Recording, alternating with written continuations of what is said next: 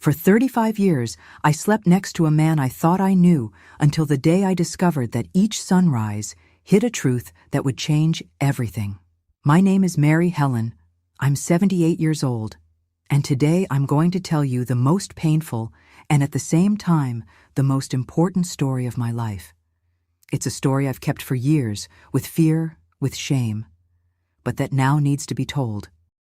Before I start, I ask you, please, if you can, leave a like on this video, subscribe to the channel to help me continue telling these stories, and tell me in the comments where you're watching from, what city, what state. I love knowing that people from all over the country are listening to me. It gives me strength to continue. Well, I'll start from the very beginning, back in 1967. I was only 21 years old when I met Joseph. He was 24. It was at a church social here in Chicago, in the South Side neighborhood. Back then, things were very different from today, you know? We didn't date like you date today. No. Everything was slower, more modest. My father, God rest his soul, was very strict. When Joseph showed up at our house for the first time to ask to date me, I thought my father was going to send him away right then. But no. Joseph was a serious young man. Hard-working, honest. He worked at a steel mill there in Gary, Indiana. My father liked him. We dated for a year and a half, always with the door open, always with my mother nearby watching. When he asked me to marry him in 1968, I was so happy that I cried all night. We got married in December of that year. It was a simple ceremony at the neighborhood church with few people. Back then the country was, how can I say, it was different. There was a heavy feeling in the air. People spoke quietly about politics. My father always said, "Mary, don't get involved in men's business. Don't talk about the government. Don't talk about anything that's not your concern." I obeyed. Joseph was a quiet man, very quiet. At the beginning of our marriage, I thought it was shyness, you know? I thought that with time he would loosen up more, but no. He remained quiet. He worked all day at the steel mill, came home tired, had dinner, watched a little television. We had managed to buy a second-hand TV, which was a luxury back then, and went to sleep. The same routine every day. But there was one thing that I found strange from the beginning, from the first day of marriage. Joseph would wake up at 4 in the morning, every single day, 4 a.m. sharp. And you know what he did? He would get out of bed slowly so as not to wake me, but I always woke up because I'm a light sleeper and go straight to the bathroom. He would lock the door and stay in there for an hour, a whole hour. At first, in the first few weeks, I didn't say anything. I thought it was something with his bowels, those things you don't ask about, right? But then a month went by, 2 months, 6 months, and every day the same thing. 4 in the morning, an hour in the bathroom, always locked. I started to get worried. I thought, my God, is Joseph sick? Does he have some serious problem and doesn't want to tell me? One day, it must have been about 8 months into our marriage, I asked. We were having breakfast, and I gathered courage. "Joseph, are you healthy? I noticed that you wake up early every day and spend a long time in the bathroom." He turned red, red as a beet. He looked away, stirred his coffee with the spoon, and said quietly, "It's my bowels, Mary. Since I was a child, I've had this problem. Constipation, then loose bowels. It's an annoying thing, but it's nothing serious, don't worry." And that was it. He changed the subject right away, and I didn't insist. Back then, we didn't insist much, you know. A woman had to respect her husband's space. That's how my mother taught me. The years went by. We had our first son in 1970, John. Then, in 1972, came Anna, 2 beautiful, healthy children who filled our house with joy. Joseph was a present father as much as he could be. He worked hard to support the family. But that routine never changed, never. 4 in the morning, bathroom, 1 hour, door locked. I tried to get used to it, I really tried. I told myself, "Mary, this is silly. The man has bowel problems, stop obsessing." But there are things that you try to push to the back of your mind, and they don't go away, you know? They stay there bothering you, growing, becoming a ball of anguish. What bothered me wasn't just the fact that he woke up early and went to the bathroom. It was the way. He went slowly, silently, as if he didn't want anyone to notice. And when I woke up, because I always woke up with the sound of the bed creaking when he got up, I would lie there, in the dark, listening. And you know what I heard? They weren't normal bathroom sounds from someone with bowel problems. I heard water running quietly, then silence. Then some strange noises, as if he were handling things, opening and closing something. From time to time, very rarely, I heard what seemed to be a muffled moan, a deep sigh. I didn't know. I couldn't understand. Once, this must have been about 10 years into our marriage, around 1978, I talked to my mother. We were at her house having coffee, and I vented. "Mom, Joseph has a strange habit. Every day he wakes up at 4 in the morning and spends an hour locked in the bathroom. Every day, Mom. It's been 10 years of this."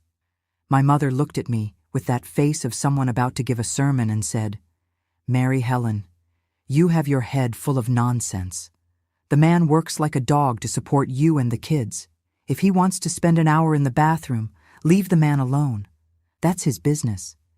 You should be grateful to have a hard-working and honest husband. Stop looking for problems where there aren't any." And that was it. I even felt bad for having said anything. I thought I really was being an annoying wife, one of those who complain about everything. So I shut my mouth and tried not to think about it anymore. But I couldn't, people, I couldn't, because as the years went by, I noticed other things. Joseph always wore long-sleeved shirts. Always. It didn't matter if it was 100 degrees in the Chicago summer, long-sleeved shirt. When I asked, he said it was because at the steel mill it was dangerous, sparks could fly, those things. It made sense. So I didn't question it, but there was more. He never ever took his shirt off in front of anyone, not even in front of me, his wife. When we had marital intimacy, you know, he always turned off the light, always in the dark, and if I tried to turn it on, he got nervous. He said he preferred it that way, that it was more romantic. At first I even thought it was sweet, but then it got weird, and there was something else I noticed. Sometimes, when he was sitting on the couch watching television, he would grimace in pain and put his hand on his back or on the side of his body. When I asked if he was okay, he said it was fatigue from work, from the weight he carried. "Steel mill work is heavy, Mary. It's normal to hurt." And I believed him. The years kept passing. 1980, 1985, 1990. Life went on. The kids grew up, went to school. John even started working young to help at home. We lived tight financially, but happy, or at least I thought we were happy. Joseph continued being a man of few words, but he was affectionate in his own way. He brought his paycheck home every month. He didn't drink, didn't go to bars, didn't give reasons for jealousy. He was a good husband by the standards we knew. But that 4 a.m. thing, that never stopped, never. And as I got older, it consumed me from the inside. It started to become an obsession. I would look at the clock at night, before going to sleep and think, in a few hours he's going to wake up again, go to the bathroom again, and I'm going to continue not knowing what's happening. I started having bad thoughts, thoughts that made me ashamed of myself. Was he using drugs? But no, that didn't make sense. Joseph was too serious. Did he have some serious illness and was hiding it from me so as not to worry me? Was he, God forgive me for thinking this, did he have another woman and was writing letters to her in the bathroom at dawn? That last thought drove me crazy. I know it seems absurd, but when you live with a mystery for decades, your mind starts creating the craziest stories. I started noticing everything. I looked for lipstick on his shirt, different perfume, anything that would prove he was cheating on me, but I never found anything, nothing at all. One day, this must have been around 1995, I exploded. I couldn't take it anymore. We were having dinner, just the two of us. The kids were already adults and had left home. And I said, without beating around the bush, Joseph, I need to know what you do in the bathroom every morning. It's been more than 25 years of this. 25 years, Joseph. Do you think I'm stupid? Do you think I don't notice? His face turned white, white as paper. He put down his fork on the plate, wiped his mouth with the napkin, and looked at me with these eyes. People. They were eyes of such fear, such sadness, that my heart squeezed right away. Mary, he said with a trembling voice, I ask you, please, don't insist on this. I'm not doing anything wrong. I swear on my dead mother, I'm not doing anything wrong, but I can't talk about it. I can't. What do you mean you can't talk? I shouted. I lost my patience. I'm your wife. We've been married for over 25 years. Don't you trust me? He got up from the table, and for the first time in all those years, I saw tears in his eyes, real tears running down his face. It's not a question of trust, Mary. It's a question of protecting you and the kids. Please leave me alone with this. I beg you. And he left the house, went for a walk down the street. He was gone for almost 2 hours. When he came back, we didn't talk about it anymore. But that night, I didn't sleep at all. I kept asking myself, protect us from what? What was he so afraid of? The following years were the worst, because now I knew there was something really wrong. It wasn't just a strange habit. It wasn't a bowel problem. It was something serious, something that made my husband cry and talk about protecting the family. I started paying more attention. I noticed that sometimes he came back from the pharmacy. Because yes, I discovered he went to the pharmacy every week, sometimes more than once, with little bags he would hide in the bathroom.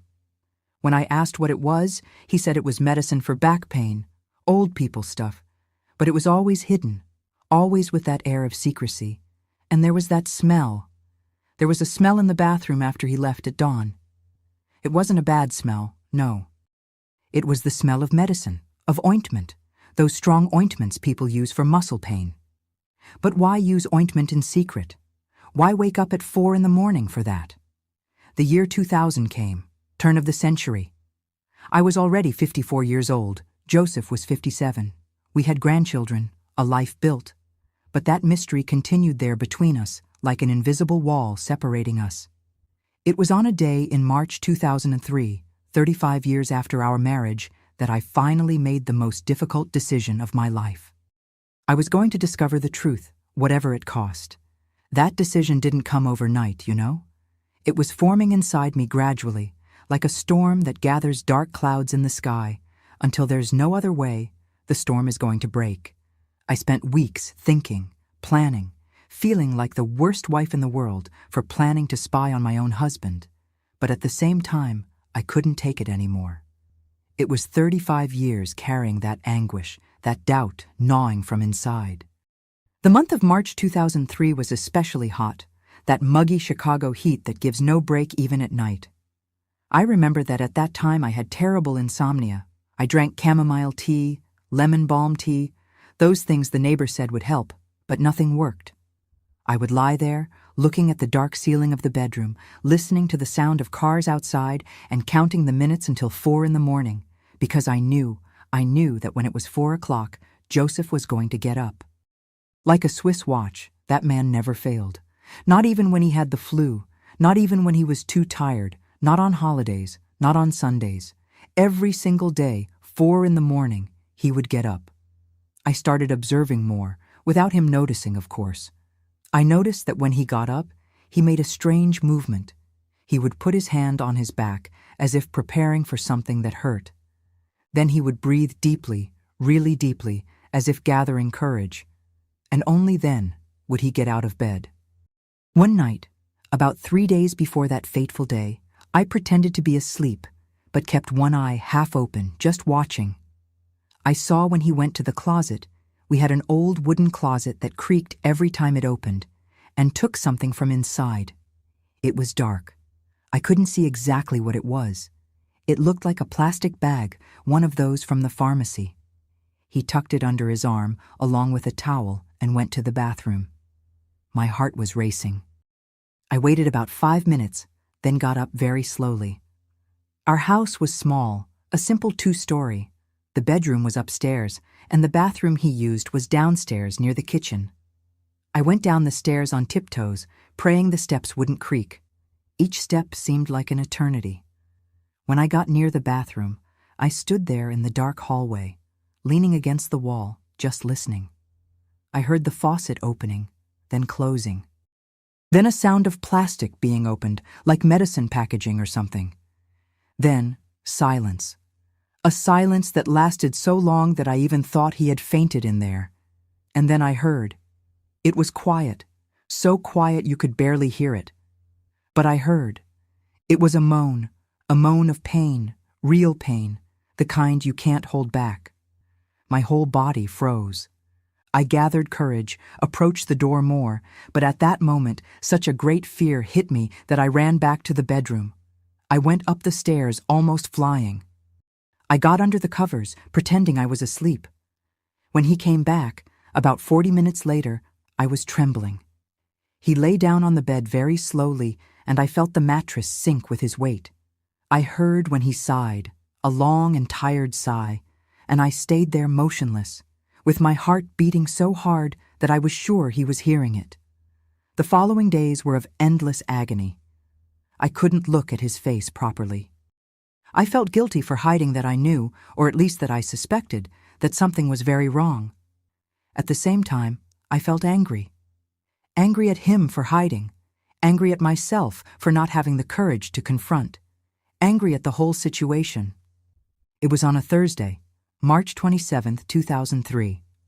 I remember the exact date because it was my father's birthday, who had died about 5 years earlier. I had spent the previous day organizing things for his birthday in memory, looking at old photos, crying a little. I was emotionally shaken. That night, Joseph and I had dinner in silence. He ate little, said he wasn't very hungry. He complained that his back was hurting more than normal. He took medicine right in front of me, some painkiller we had in the kitchen. Then we went to watch the news on television. There was a story about I don't know what. I didn't really pay attention. My mind was elsewhere. When it was about 10 at night, he said he was going to bed. He was tired. I said I was going to stay a little longer, that I was going to wash the dinner dishes. He went upstairs. I stayed there in the kitchen, washing the dishes very slowly, stalling, waiting for him to fall deeply asleep. I only went up to the bedroom almost at midnight. He was already sleeping, snoring quietly in that way of his. I lay down, but didn't close my eyes. I couldn't. I kept looking at the clock on the nightstand, the hand moving slowly, slowly, each minute seeming like an hour. Midnight and a half. 1 in the morning, 1:30, 2, 2:30, 3, 3:30. My body was tense, like a violin string. I had already decided. That dawn I was going to see what was happening.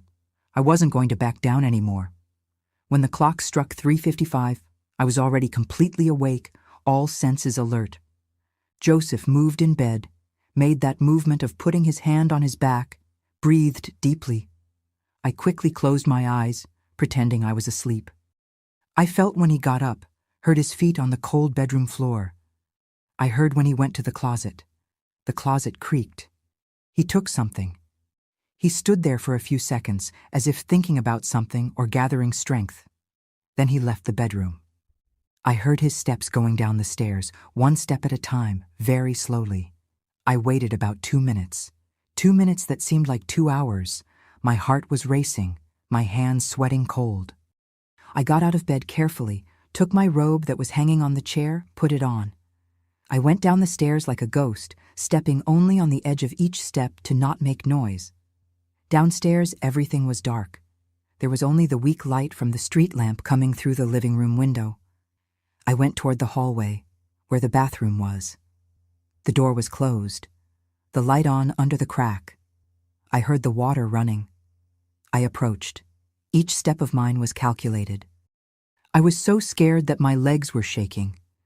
I don't even really know what I was afraid of discovering an affair, of discovering a terminal illness, of discovering something that would change my life forever. Maybe I was afraid of all of this together. I got very close to the door. I put my ear to it, trying to hear better. The water had stopped running. Now there was a sound of paper being torn or packaging being opened. Then silence again. Then that moan, that low moan of pain that I had heard days before. It was at that moment that I noticed. The door was old. It had one of those old, big keyholes. The key was always on the outside. I took the key slowly, without making noise, and put it in the pocket of my robe. My heart was beating so hard that I thought I was going to faint right there. I breathed deeply 3 times, trying to calm down, trying to gather courage.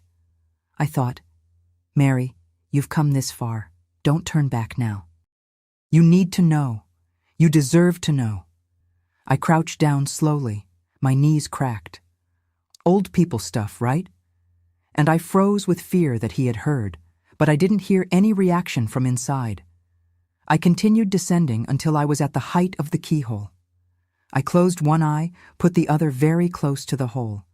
At first I couldn't see anything right, just some blurry shapes. I blinked a few times until my vision adjusted. And then I saw. Jesus Christ in heaven. I saw. Joseph was with his back to the door, shirtless, completely shirtless.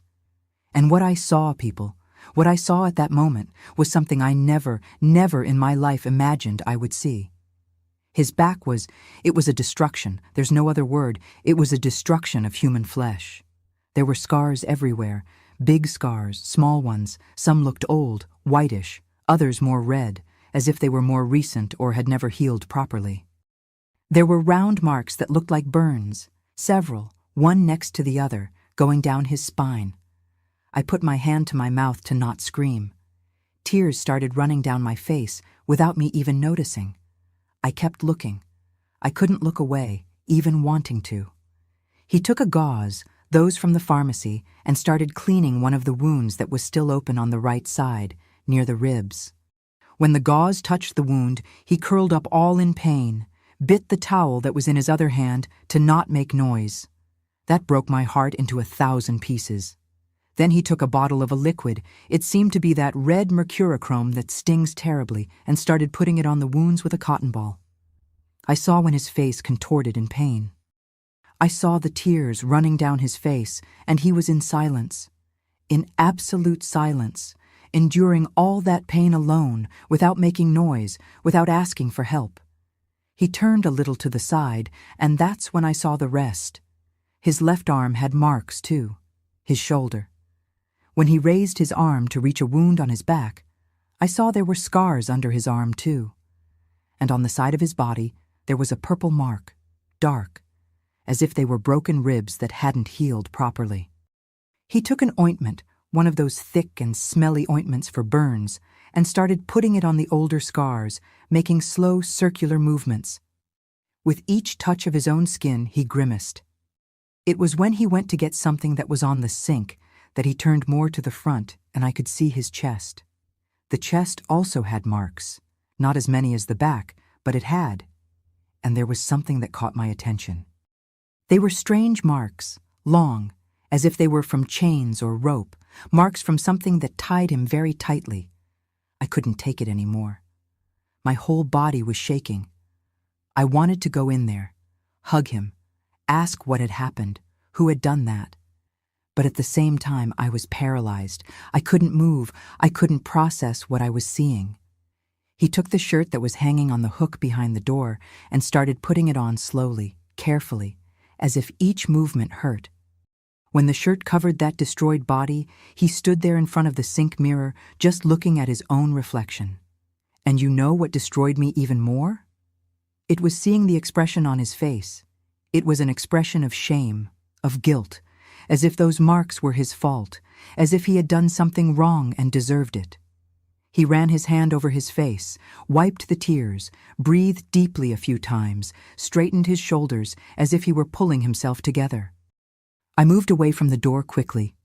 I didn't want him to see me there. I went up the stairs, running in silence. I got into the bedroom, got under the covers. I was sobbing quietly, trying to muffle the crying in the pillow. I heard when he came up, heard when he entered the bedroom, heard when he lay down on his side of the bed. And there we were, Both of us, each pretending the other was asleep, me crying in silence, him lying motionless, breathing deeply. The sun started to brighten outside. It must have been about 6 in the morning. I hadn't closed my eyes. My head was spinning non-stop. Those images wouldn't leave my mind. The scars, the burns, the rope marks, the pain on his face, the shame. And then everything started to make sense. The long-sleeved shirt always, his way of not taking off his clothes in front of anyone, the grimaces of pain when he moved, the hidden medicines, the constant sadness he carried in his eyes even when he was smiling.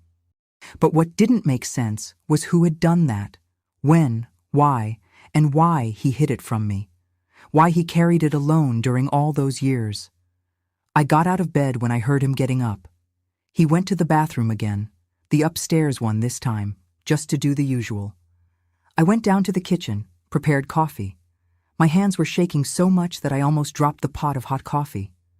When he came down, already dressed for work with that checkered long-sleeved shirt he always wore, I had my back turned, stirring something on the stove. I couldn't look at him, not at that moment. I was afraid he would see in my face that I knew. "Good morning," he said with that tired voice of his.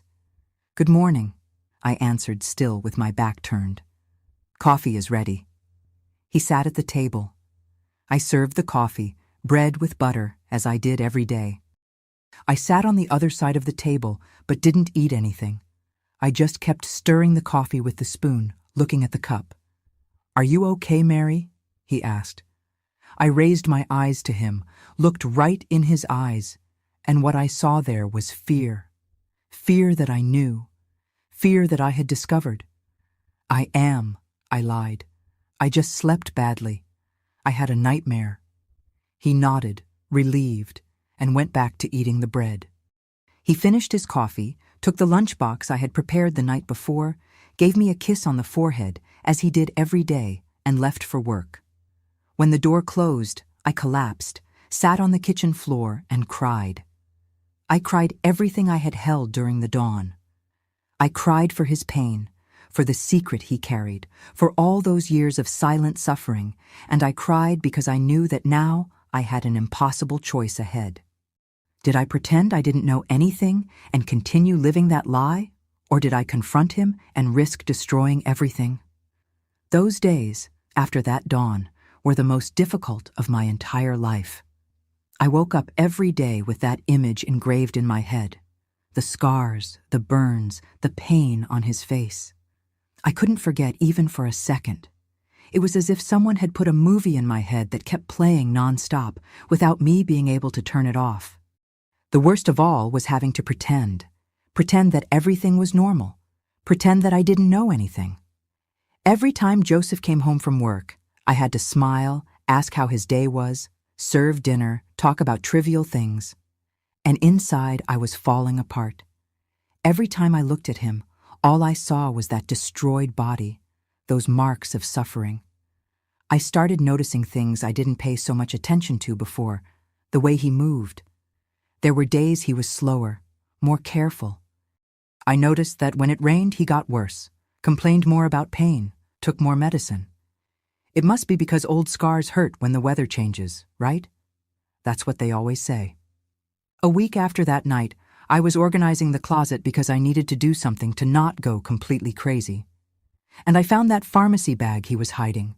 It was there in the back, behind his clothes. I looked around, even knowing he was at work and there was nobody at home.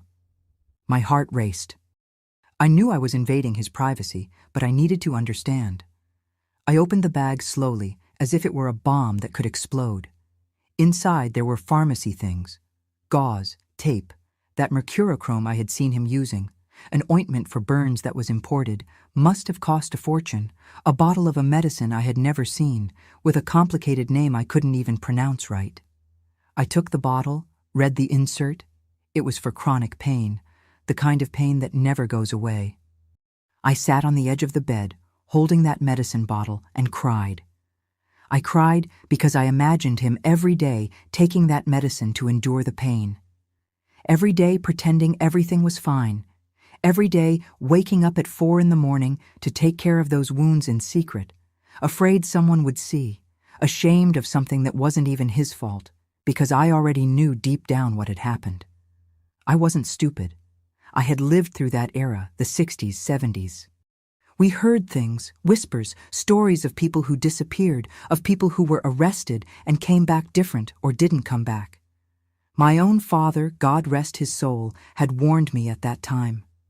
Mary, don't get involved in anything, don't talk about anything, pretend you don't see, don't hear anything. But I never imagined that Joseph, my Joseph, who was so quiet, so peaceful, who only went to work and came back home. How?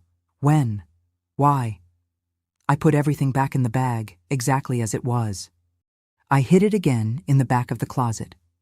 I went to the kitchen, washed my face in the sink, tried to pull myself together, but I couldn't stop thinking. That night, when he came home from work, I was quieter than normal. He noticed. "Did something happen, Mary?" he asked, while taking off his shoes at the door. "No, nothing," I lied. "I'm just a little tired." He looked at me in that way of his, as if trying to read my soul. Then he nodded and went to take a bath.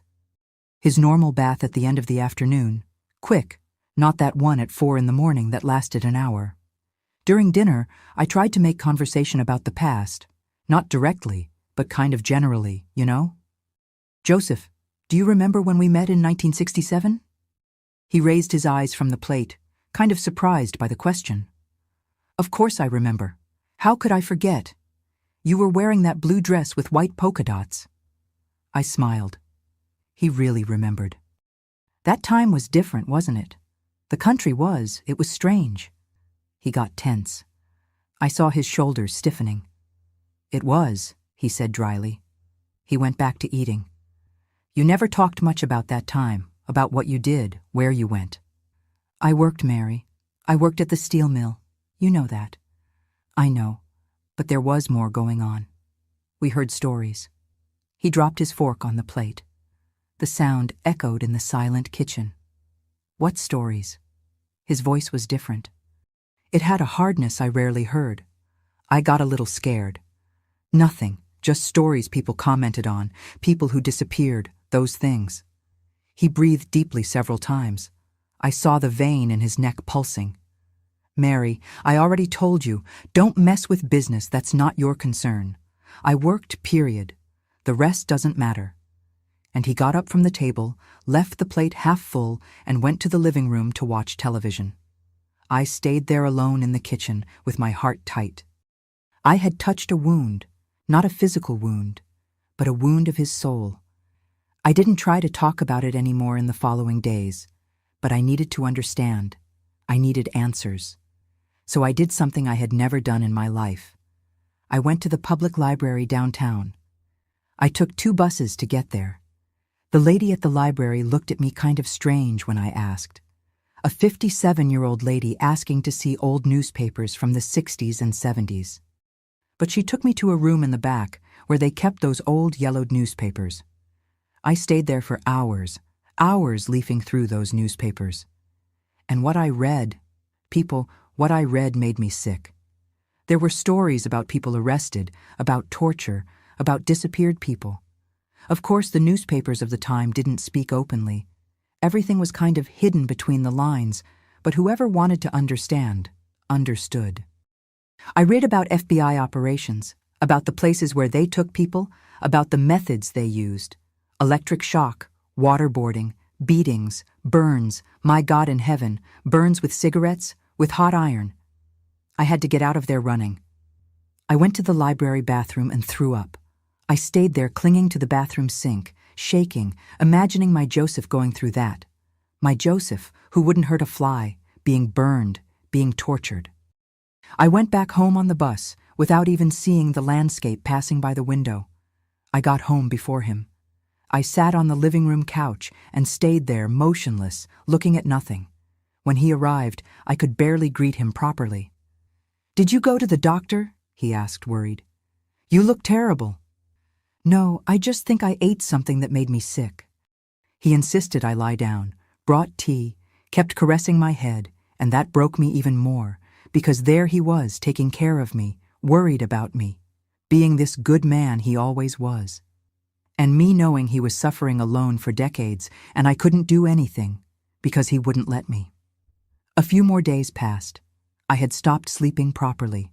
I took medicine for anxiety that the doctor had prescribed a long time ago and I had never used. I lost weight. Joseph noticed, got even more worried. "Mary, you need to go to a real doctor. You're getting sick." "I'm fine," I insisted. But I wasn't. I was far from being fine. It was on a Saturday afternoon. We were at home, he was fixing something in the backyard. I was in the kitchen preparing lunch. Suddenly, I heard a loud noise, a moan, and then silence. I dropped everything and ran to the backyard. Joseph was on the ground, holding his back, his face contorted in pain. "Joseph!" I screamed, crouching beside him. What happened? I slipped, fell badly. Oh, Mary, my spine. He was sweating cold. The pain must have been terrible. I tried to help him get up, but he moaned even louder. "No, wait a little." I stayed there, crouched beside him, holding his hand, not knowing what to do. After a few minutes, he managed to sit leaning against the wall, but I saw when he put his hand on his back in a specific place and grimaced even worse. "Let me see," I said, and before he could stop me, I lifted his shirt from behind. He tried to push me, but was too weak from pain, and I saw again. In daylight this time, the scars, the marks. One of them had opened with the fall. It was bleeding. "Joseph," I whispered with a broken voice. He looked at me, and in that look there was everything. There was fear, there was shame, there was despair. There were 35 years of secret wanting to explode out. "Mary, He started, but couldn't continue. Tears started to fall. I hugged him from behind carefully not to hurt more. I put my face on his back, on that destroyed back, and cried together. "I know," I said quietly. "I know, my love. I saw." He became rigid in my arms. "You saw?" "I saw.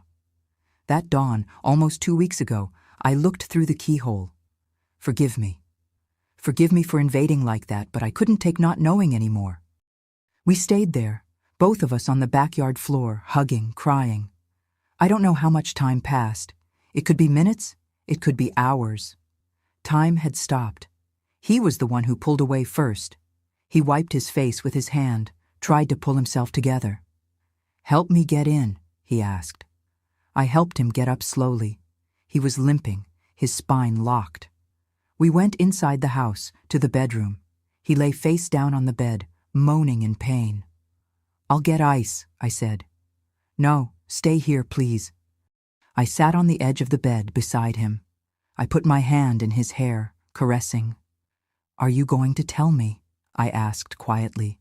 He was silent for so long that I thought he had fallen asleep. But then he spoke.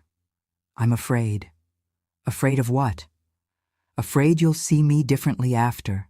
Afraid you'll be disgusted with me. Afraid of you." "Joseph," I interrupted with a firm voice, "we've been married for 35 years.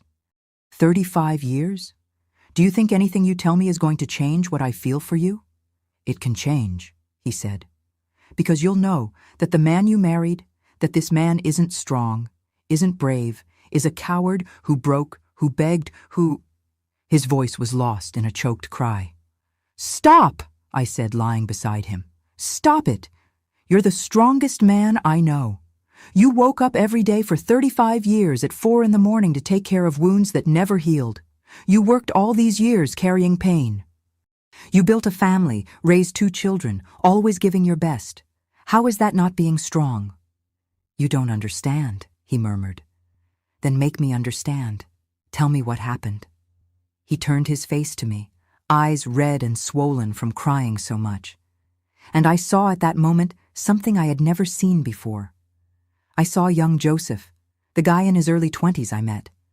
I saw the fear he must have felt. I saw the pain. I saw everything. "Tomorrow," he said. "Tomorrow I'll tell you everything. Today I can't. Today the pain is too strong, both from here, he pointed to his back, and from here, he pointed to his chest, to his heart. Okay, I said, when you're ready. I stayed there with him until he fell asleep from exhaustion. Then I went down, heated the food, but couldn't eat anything. I sat at the kitchen table, looking at the cold food on the plate, thinking about everything, thinking that the next day, finally, after 35 years, I was going to know the truth, the complete truth. And at the same time, I wanted to know, part of me was afraid of what I was going to hear, afraid of not being strong enough to endure the pain he had carried alone for so long. But I needed to be strong for him, for us. Because if there's one thing 35 years of marriage taught me, it's that we can endure much more than we imagine when it's for love. That night, neither of us slept well. I heard him moving in bed, moaning in pain. At dawn, he got up, but didn't go to the downstairs bathroom. He went to the upstairs one, took his medicines, and came back to bed. When the sun rose on Sunday, April 13th, 2003, I knew that would be the day that would change everything. For better or for worse, there was no way to know, but it would be the day the truth would finally come out. That Sunday dawned cloudy. The sky was gray, heavy, one of those that looks like it's going to rain at any moment, but the rain doesn't come. I got up early, even though I had barely slept. Joseph was still in bed, awake, looking at the ceiling. "Good morning," I said quietly. He turned his face to me. His eyes were still red, tired, but there was something different in them. A determination I hadn't seen in a long time. "Good morning," he answered. "Go down, make coffee, I'm coming." I went down to the kitchen with my heart tight. I put the coffee on. I separated the bread, butter, cheese. I did everything automatically because my mind was elsewhere. I was preparing myself for what was coming. He took about 20 minutes to come down. When he appeared in the kitchen, he had showered, shaved, with a clean shirt, as if he were getting ready for something important. And it was, right? It was the most important moment of our 35 years together. We sat at the table, neither of us touched the food. We just stayed there holding the cups of hot coffee, looking at each other. "Where do I start?" he said, more to himself than to me. "From the beginning," I answered. "When did it happen?" He breathed deeply several times, closed his eyes as if going back in time, reliving everything.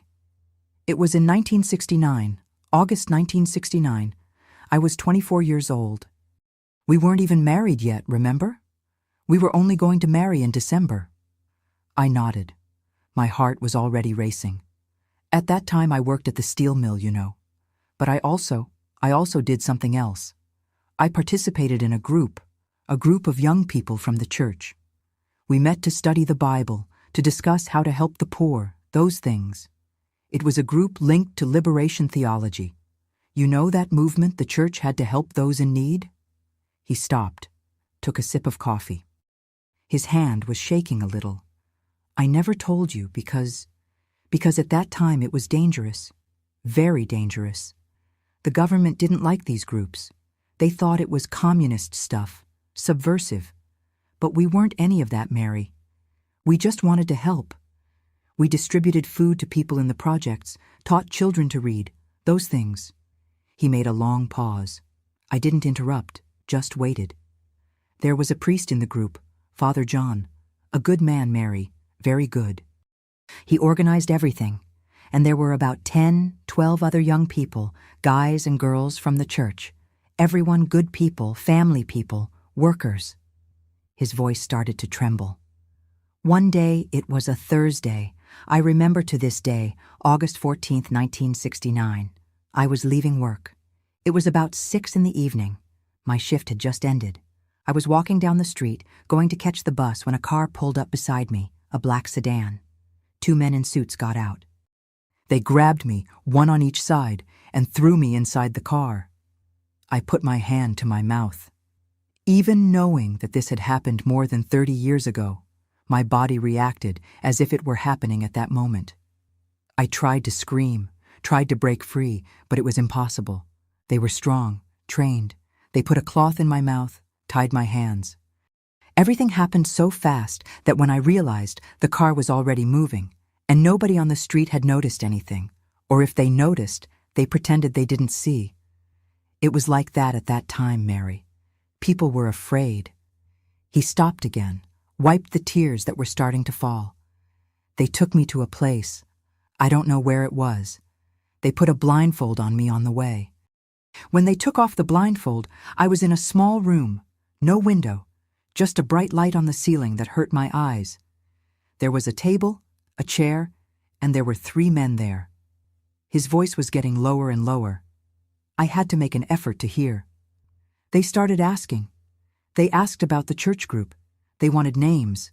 They wanted to know where we met, who participated, what we were planning. I said we weren't planning anything, that we just helped the poor, but they didn't believe.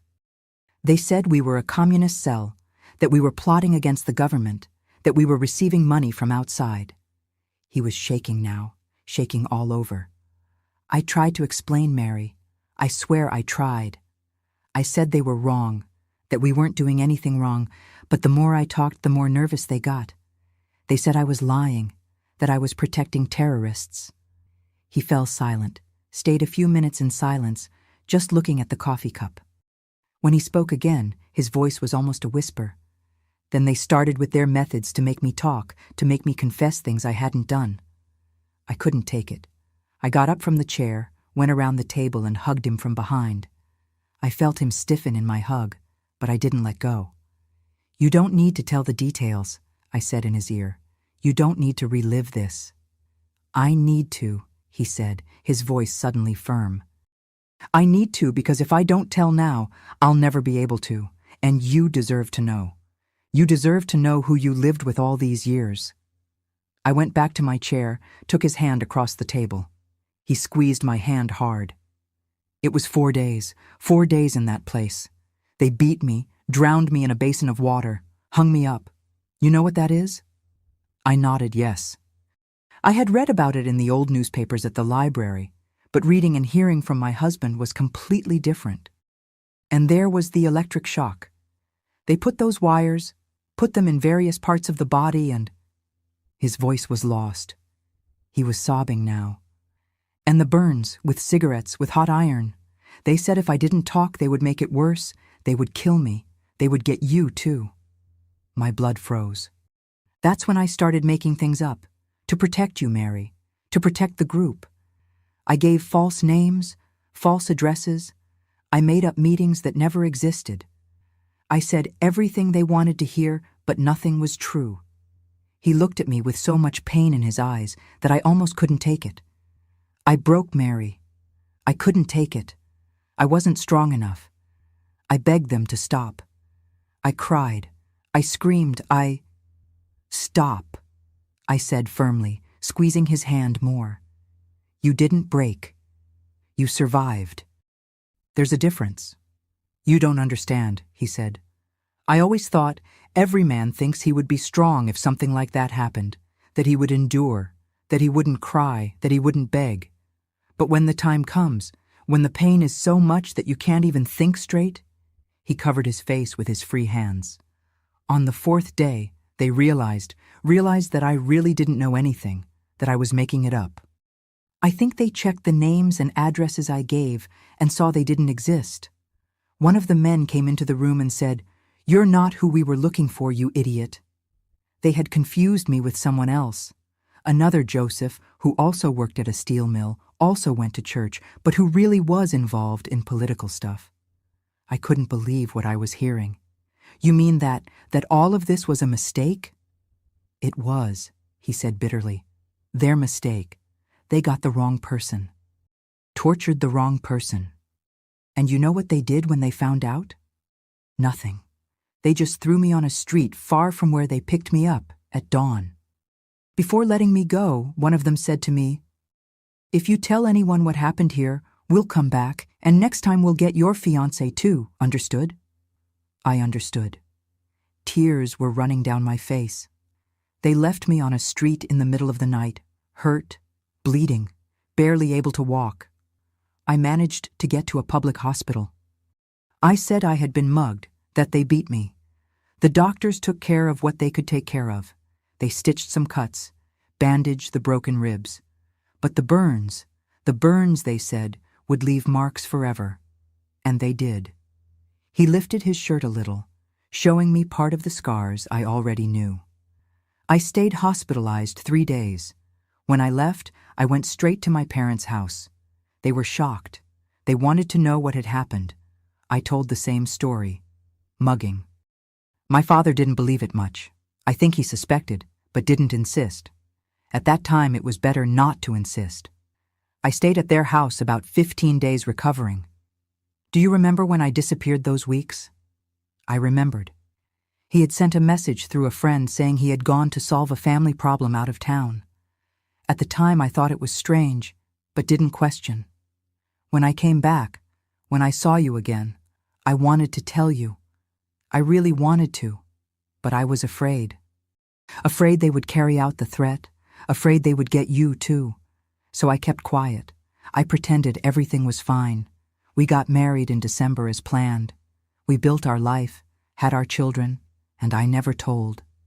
He breathed deeply. But the marks never healed properly, Mary. Some got infected, others stayed open.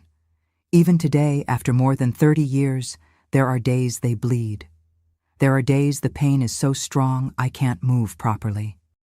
That's why I woke up at 4 a.m, to take care of them alone, to clean, to put medicine, so nobody would see, so nobody would ask.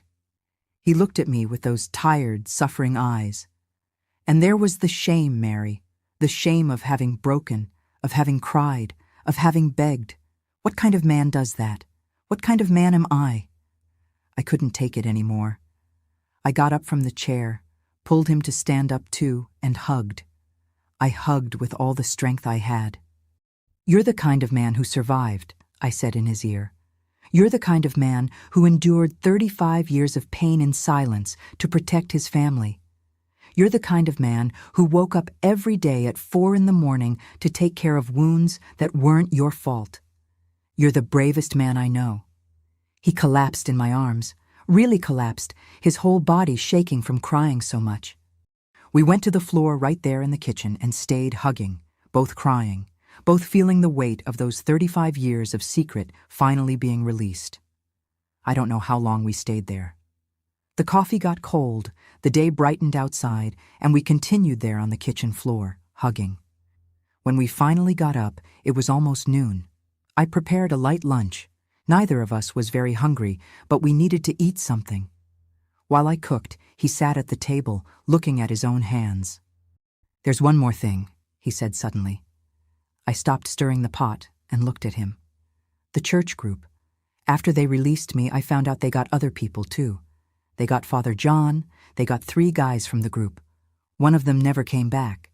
The others came back, but came back different, destroyed. He wiped his eyes. The group ended. Everyone was afraid. The church closed its doors to that kind of work. And I felt guilty. Guilty because maybe it was because of me. Maybe in the middle of the things I made up under torture came out something that led them to the real group. Joseph, you can't blame yourself for that, I said, going to him. You were being tortured. You had no control over anything. I know, he said. My head knows, but my heart carries that guilt every day. I sat on his lap carefully not to hurt his back. I took his face in my hands. Look at me, I said. He looked. Nothing that happened was your fault. Nothing. You were a victim, you and all those people. And for 35 years you carried this alone. But you won't carry it alone anymore. From today, we carry it together. Understood? He nodded, yes, tears falling again. We spent the rest of that Sunday talking. He told me more details, not of the bad moments. Those he didn't want to relive in detail, but of after.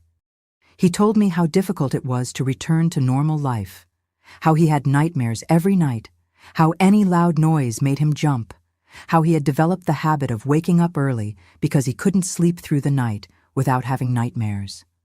Over time, it got better, he said. The nightmares decreased, the startle at noises passed, but the wounds, the physical wounds, never healed properly. And the wounds of the soul, those didn't either. That night when we went to bed, he told me, "I'm not going to hide anymore. Tomorrow, when I go to take care of the wounds, I'll leave the door open. You can come in if you want. You can help me." "I will want to," I said, "for the rest of my life, if necessary." That night, he slept better than he had slept in years. I noticed he didn't have nightmares, didn't wake up startled. He slept through the night, his hand holding mine, and when it was 4 in the morning, as always, he woke up. But this time he didn't go alone. We went together. We went down to the bathroom, he with the medicines and gauze, me with a heart full of love and determination to help. It was painful to see those wounds all up close. It was painful to put medicine, to clean, to take care. But it was less painful than knowing he had done that alone for 35 years.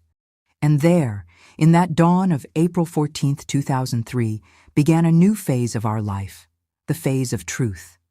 The phase of carrying together the weight he had carried alone for so long. The phase of finally truly being one.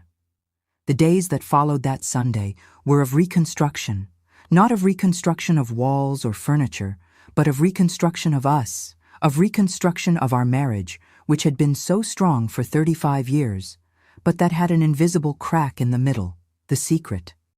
Every day at 4 in the morning, I woke up together with him.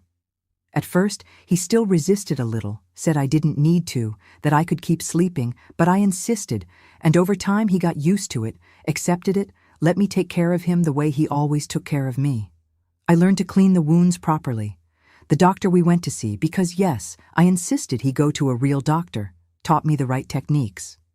She was an older lady, close to retiring, and when she saw the marks on Joseph's body, she didn't ask questions, just looked at him with those eyes that said, "I know what happened."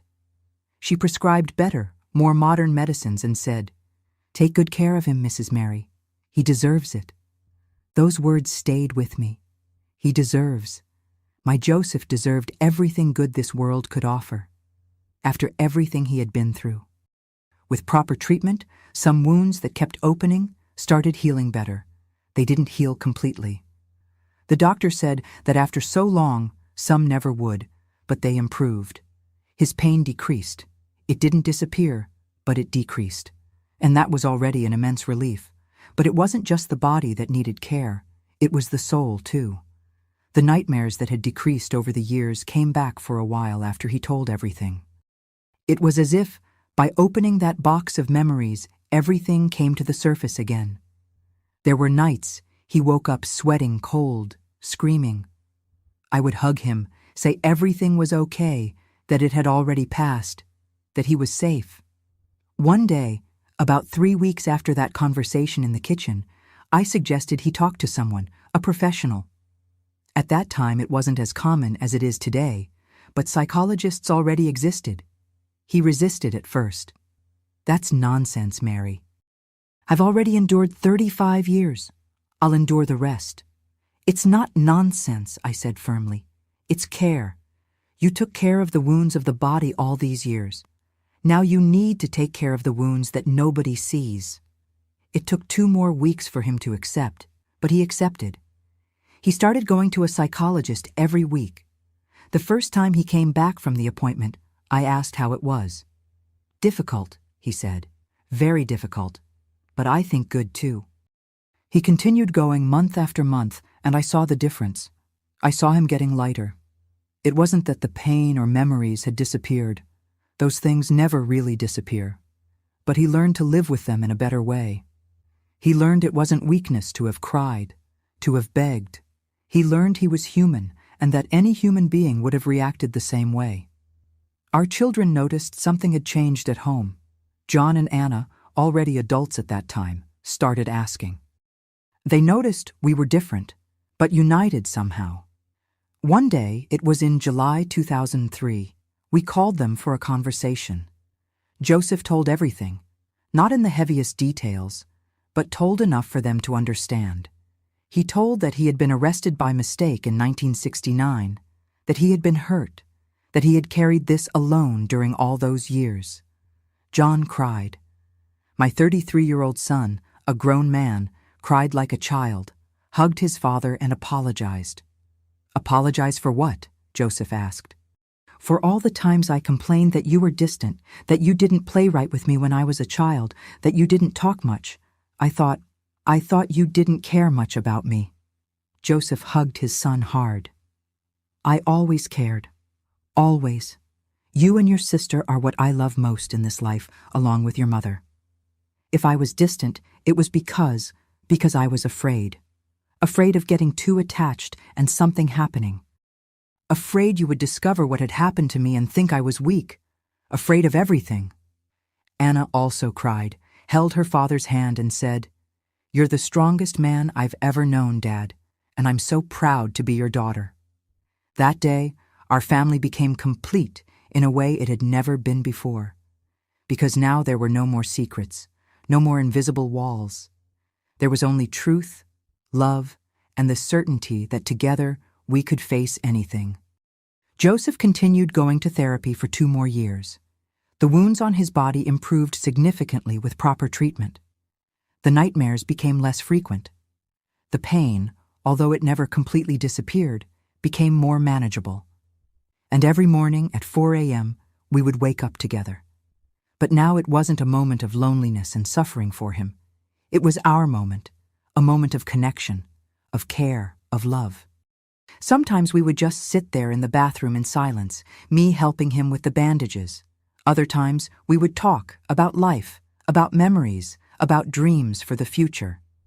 Joseph lived another 15 years after that Sunday when he finally told me the truth.